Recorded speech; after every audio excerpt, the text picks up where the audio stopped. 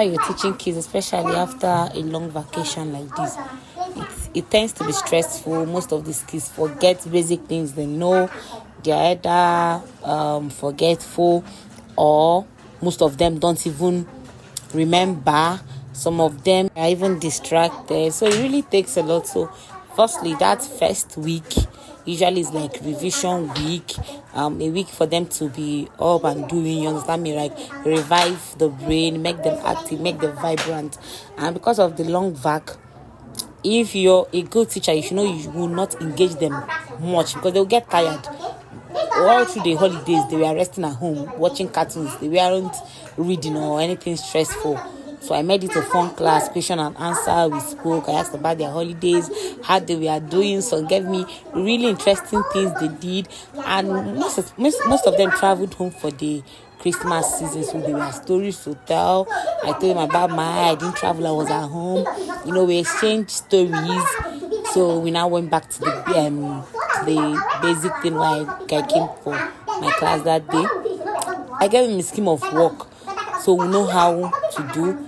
I told them you're free to read up, you're free to ask questions, you're free to go and browse about it. Then you let me know, then we know how to take it up from there.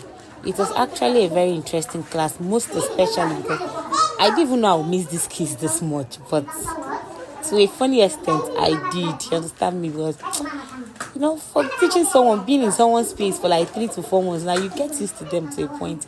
So I'm really used to them, and that's one thing I like about teaching kids. Like, you share a bond. I don't just want to teach. I want them that when they grow up, like, there was a teacher that taught me in my primary school, Teacher Nelly. Yeah, she taught me mathematics and she was good. You understand me? Because I know that even now as an adult, there are teachers that have made an impact in my life. Like, I even remember my primary 2 teacher, primary 2 till now. Like, she made a very significant impact in my life. So these things I won't take for granted, no matter what. These things, like, I will carry on because it went a long way to help me, or to shape me, or to mold me to who I am today. So that was it. So we had classes that day. I already written my lesson note for week 1 at home. So I started writing my week 2.